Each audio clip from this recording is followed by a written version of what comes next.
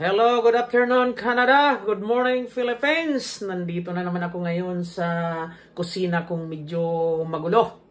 So ngayong araw, mayroon tayong basic cooking tutorial video.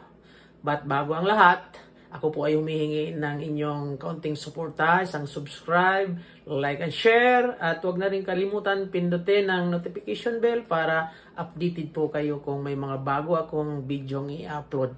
At huwag na rin nyo skip yung mga ads na dumadaan kasi yung ads, malaking tulong po yan sa aming mga content creator.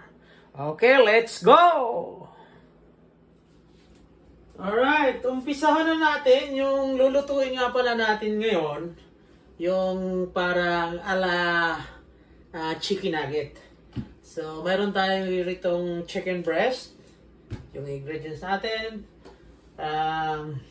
Black pepper, garlic powder, lemongrass powder, and of course salt. Meron din tayong lemon and 1 egg.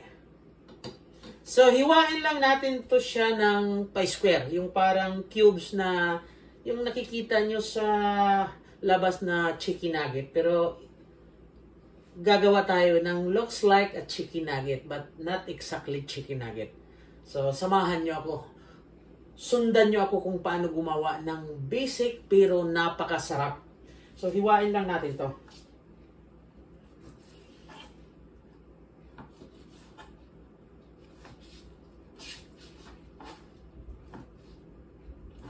Huwag din masyadong malaki, huwag din masyadong maliit.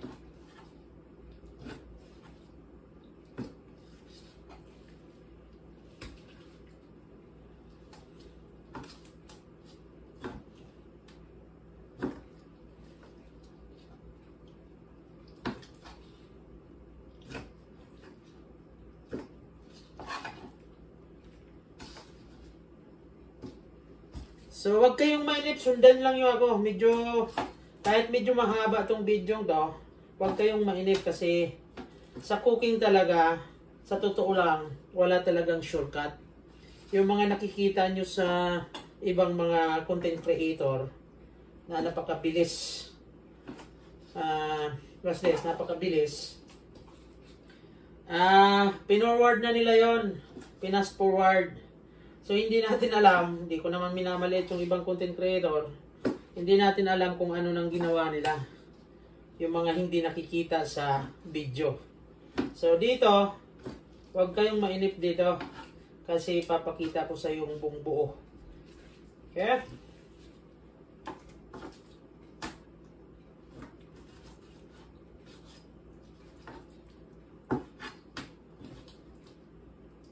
Ika nga, kaunting tiyaga lang in terms of cooking.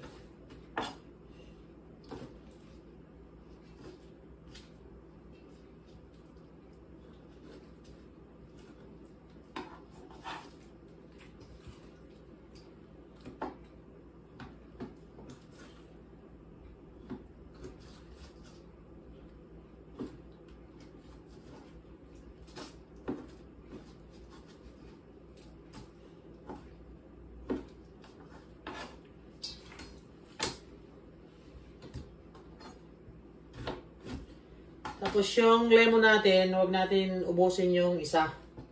Kalahati lang. Lagyan natin para medyo okay ang lasa.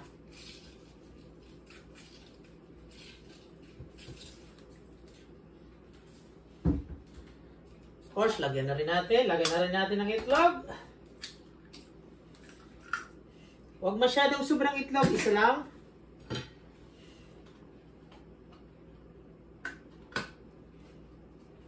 Black pepper, powder. Kung gusto nyo ng medyo maanghang ang linuluto nyo, lagyan nyo ng cayenne pepper. So, makakatulong yan sa'yo. Pero, sa akin, hindi ako kasi mahilig sa spicy, so hindi ko nalalagyan ito ng cayenne pepper. Okay, garlic powder.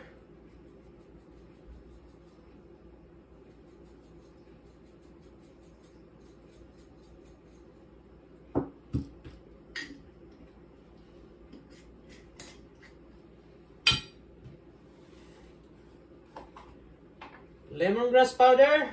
Napaka-importante nito.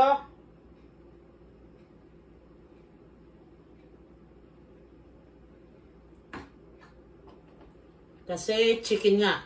Pag chicken, kasama talaga lagi yan ang lemongrass.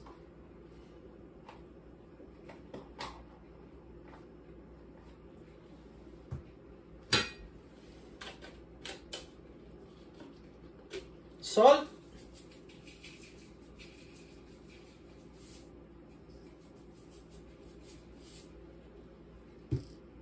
Of course, imikos-mikos na natin yan.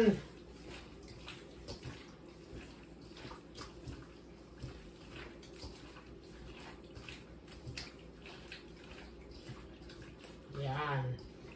Tapos pwede na ito, i-wait lang, i-antayin lang natin, wait for 30 minutes. So pinakamahaba na yung 1 hour, so 30 minutes lang. At tapos, ready na natin lutuin. Diba? So gagawa na tayo ng pangkutid ng chicken natin. Lagyan natin ng paminta. Of course. Salt. Ganon din, same procedure kanina, garlic powder.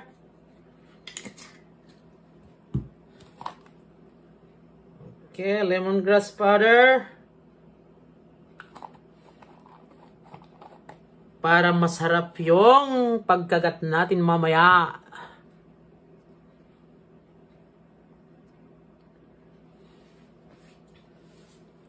Okay.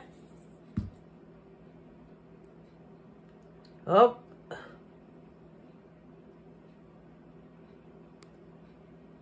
Yung video natin naglolo ko. So ito na, tapos na yung 30 minutes. Lutuin na natin to, peperituhin na natin yung parang ala chicken nugget.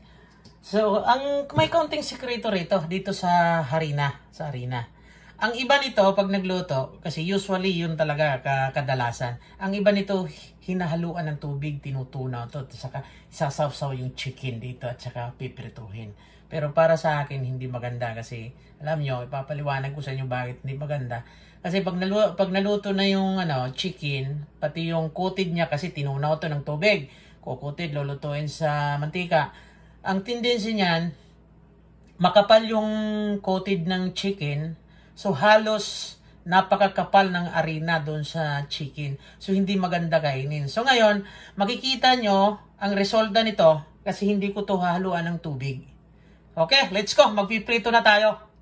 So nandito yung chicken natin. So lagay lang natin dito sa harina natin. Ganyan lang. Ganyan lang, direkta.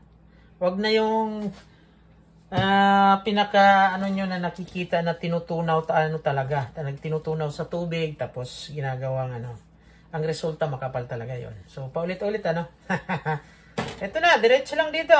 Ganyan lang. Yan.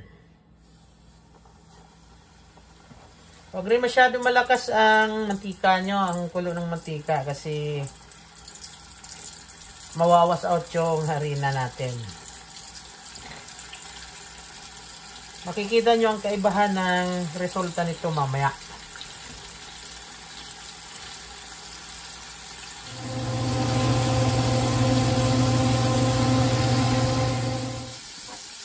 So, hanguin din natin paminsan-minsan para hindi siya para balance yung pakaluto niya. Okay, malapit na siya maluto, mga guys. Malapit na siya mag golden brown. Kunti na lang. Kunting-kunti na lang. So, ayan na. Luto na. Ayan. Tingnan nyo ang resulta, mga guys. Ayan. Diba?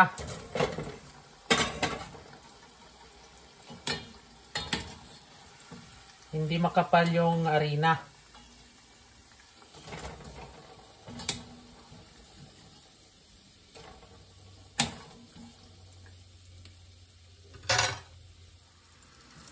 Ito, patapos na tayo. Hindi ko na pinakita yung pagluto sa yan sa kidyang karami. Kasi baka mainip kayo. Ayan. Ganda ng kulay ng ating chicken ala chicken nugget. O kung anong tawag sa inyo or chicken karagi.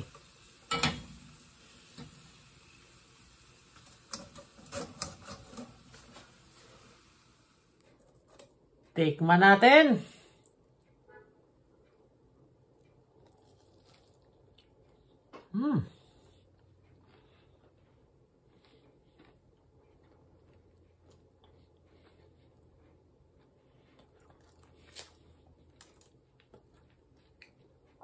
Perfect. Yan. Hindi siya makapal. Ano? Hindi makapal yung harina.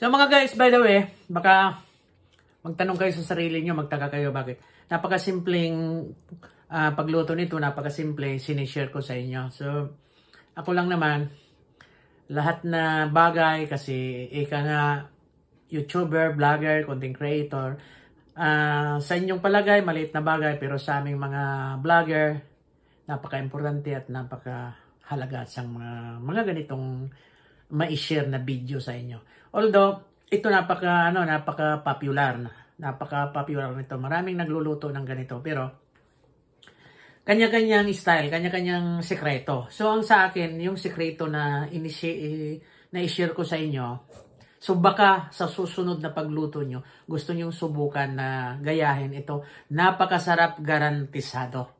So, yun lang muna mga guys. Salamat sa inyong panonood. Kita-kita ulit tayo sa susunod na video.